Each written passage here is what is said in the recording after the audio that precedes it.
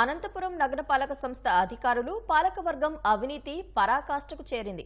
దోమల నివారణకు సాయంత్రం వేళ పొగ వదలకుండానే ఫాగింగ్ పేరుతో లక్షల రూపాయలు కాజేశారు. పనిచేయని ఫాగింగ్ యంత్రాలకు డీజిల్ పోస్తున్నామంటూ ప్రతి నెల లక్షల రూపాయలు మింగేస్తున్నారు.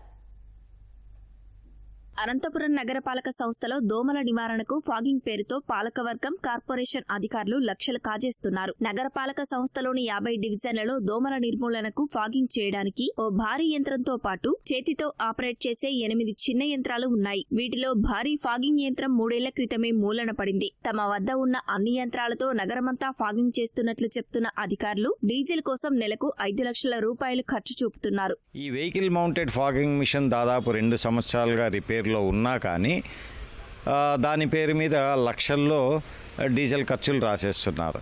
హ్యాండ్ హెల్డ్ దీనికి ప్రతి మిషన్కి దాదాపు 10 లీటర్ల డీజిల్ ఖర్చు అవుతుందని అంటున్నారు. కానీ మీరు గత 6 నెలలకు తీసుకుంటే ఇంతకుముందు అంటే ఇప్పుడున్న ఎంహెచ్ఓ రాకముందు దాదాపు 5 లక్షల చిల్లర ప్రతి నెల రాసే ఖర్చులు ఇప్పుడు 2 లక్షలు 2.5 లక్ష అయింది.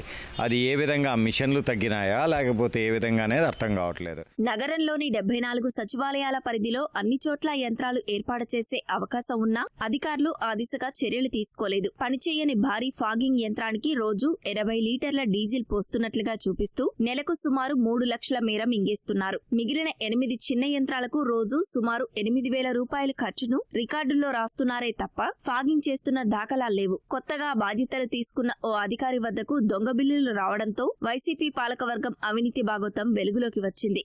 దీని మీద ఎంక్వైరీ కమిషనర్ గారు వేసి దాని మీద సరైన రికార్డ్స్ వెరిఫై చేసి దాని మీద ఏమైనా యాక్షన్ ఉంటే కూడా దాన్ని ఇనిషియేట్ చేసే విధంగా మేము చర్యలు తీసుకుంటాం.